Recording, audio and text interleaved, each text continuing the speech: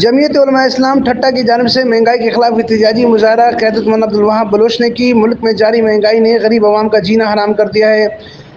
इमरानी हुकूमत आमरानी हुकूमत बनी हुई है। महंगाई, बेरोजगारी और एहतजाज करने वालों पर तशद्दुद बदबदियत करके फ़िरौनियत की याद ताज़ा की जा रही है। मौलाना फजल रहमान की हर वो बात जो पीटीआई हुकूमत के खिलाफ की गई आज हर बार सच साबित हो रही है।